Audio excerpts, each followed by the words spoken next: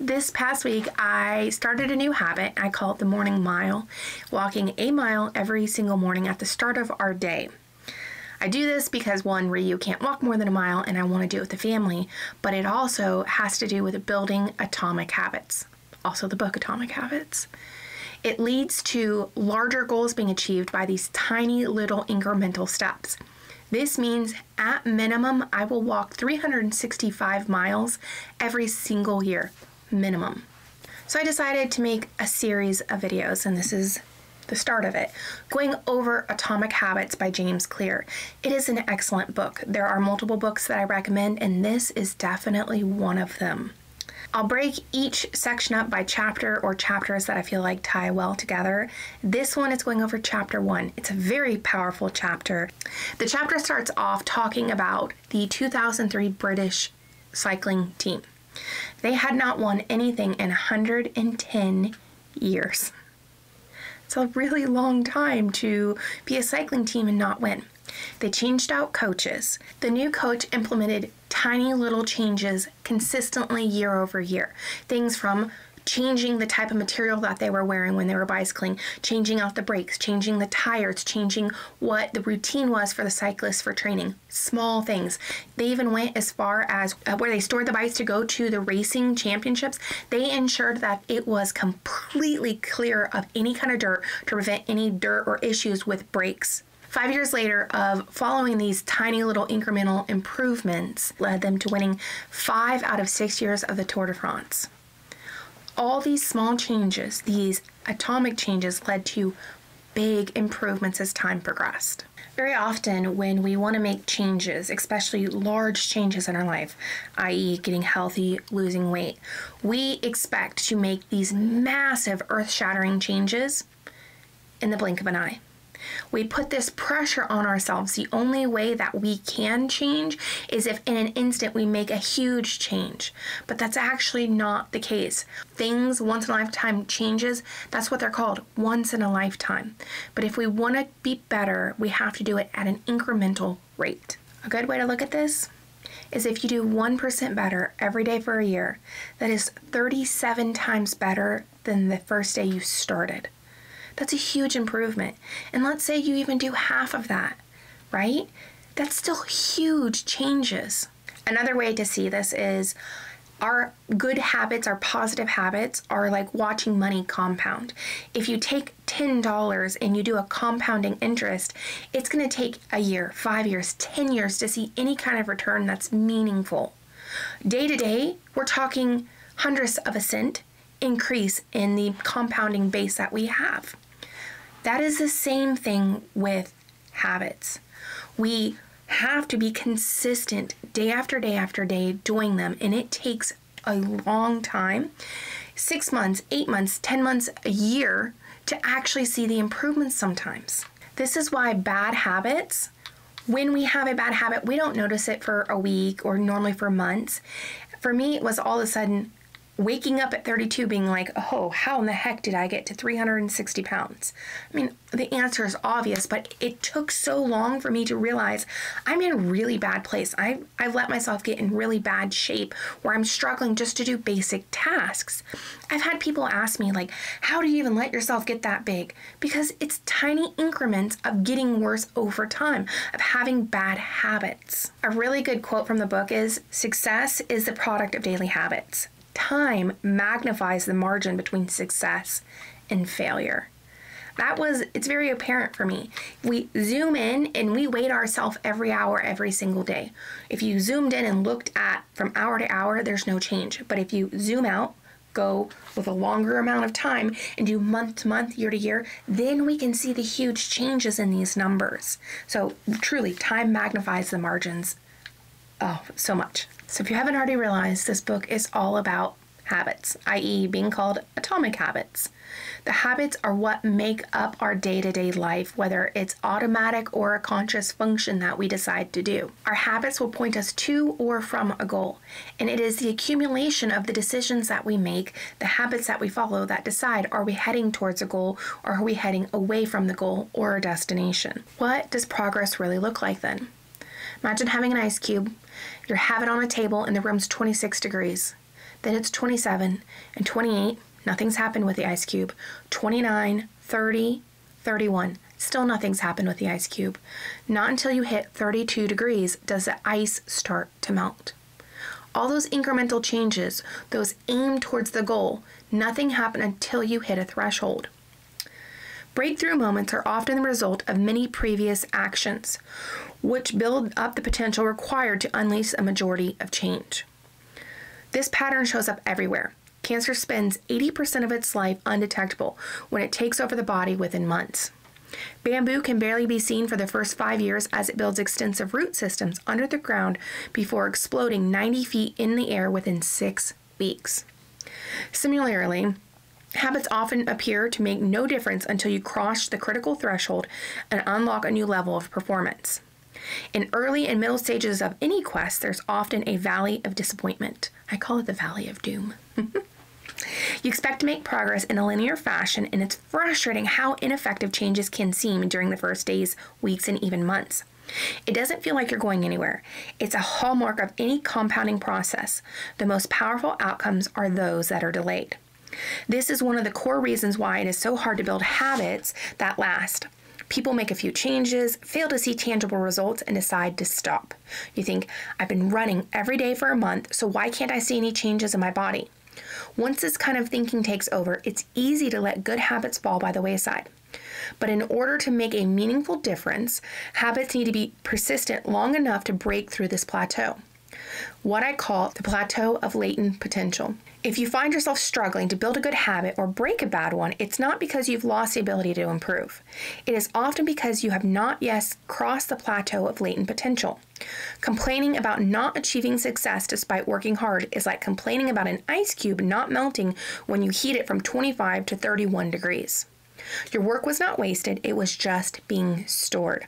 All the action happens at 32 degrees. That part of the book really hit me hard. How many times in my life have I done something, and then quit right before the threshold because I didn't know that next step was the climax, was the meeting that threshold where everything was going to just exponentially increase. But I quit beforehand. And this is why tiny habits accumulate over time.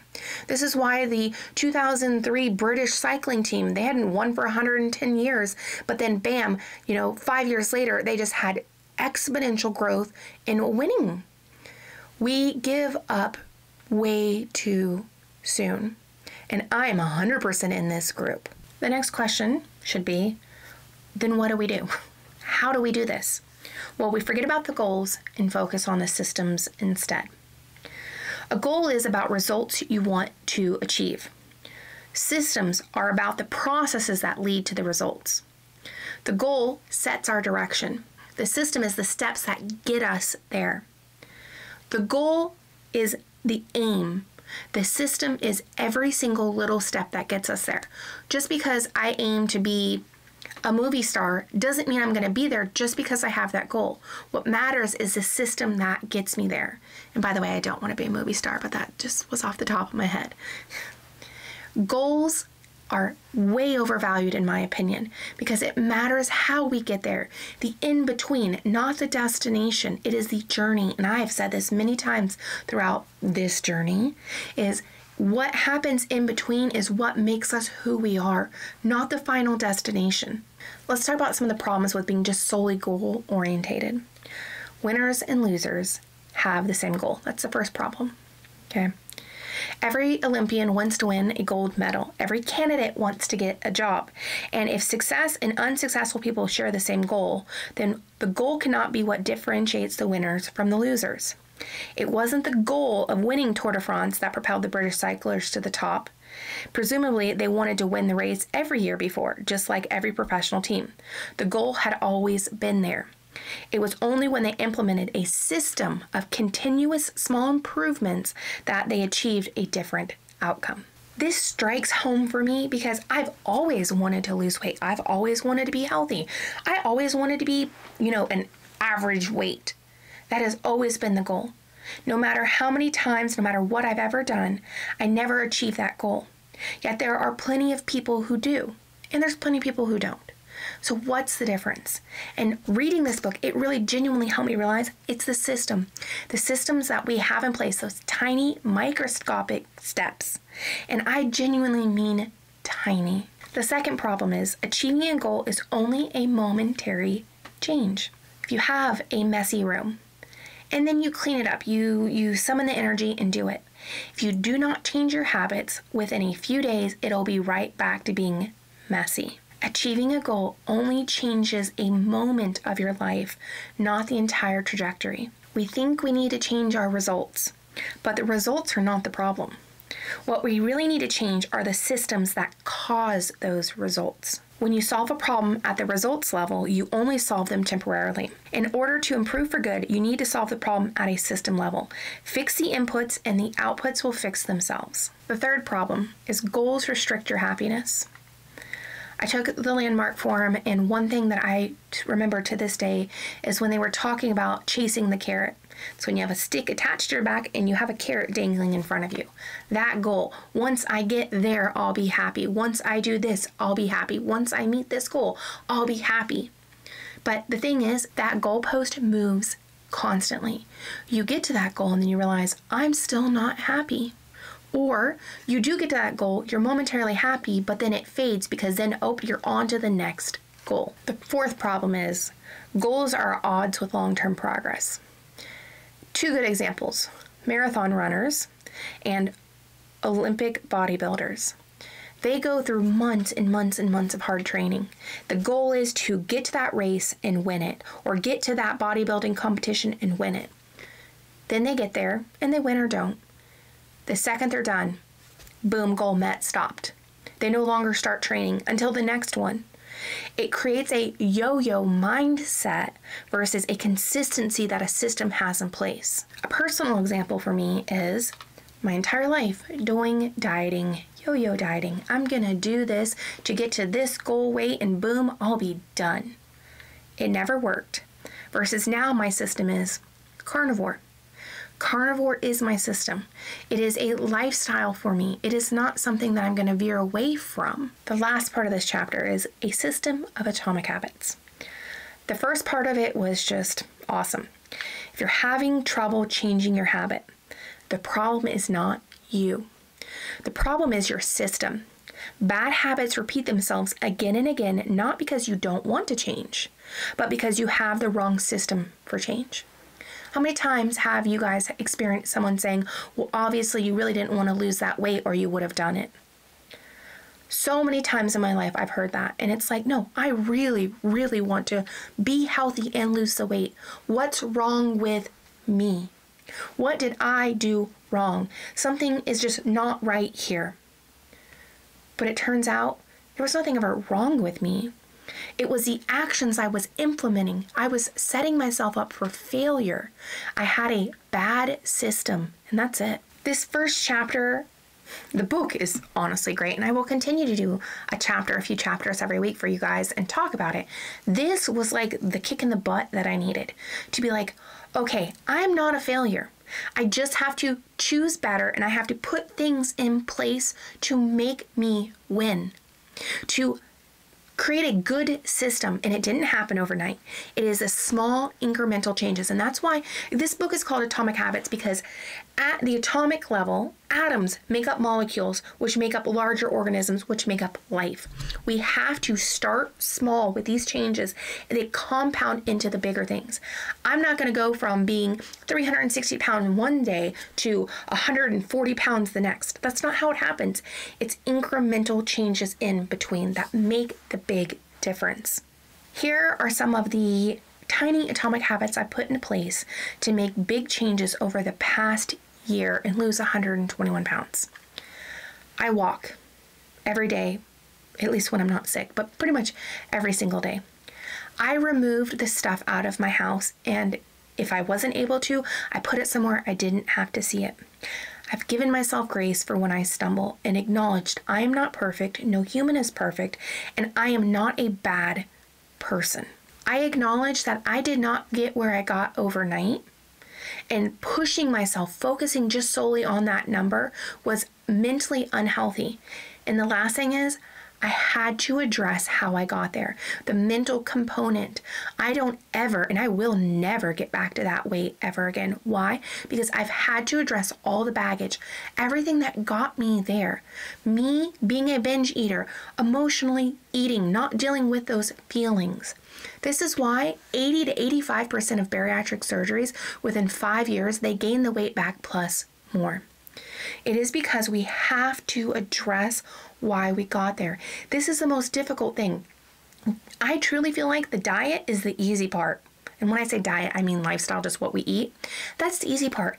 It's dealing with why we want to eat the sugar, why we want to eat the carbs, and really resolving that, not just pushing it under the rug. I want you, sitting there watching this right now, to think about one small change you can make. One thing. I absolutely know that you can make these changes. They will not happen overnight. I did not lose all this weight and go from using a walker to now paddleboarding, walking, hiking, biking.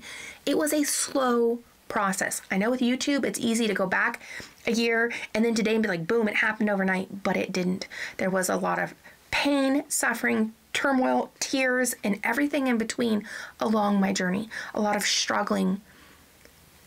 This is something you can do, but find that 1% change every single day. You can do this. I absolutely know you can. I appreciate you so very much. And no, sometimes we just need one person to believe in ourselves. I am that person for you. Believe in yourself. Come join. I started a July challenge at the Locals. It'll be in the description below. It is completely free. I also have a prize set up for the drawing at the end. Come join us. Get the support that you need for the month of July. You can do this. I'm there to support you, and I hope to talk to you soon. Bye.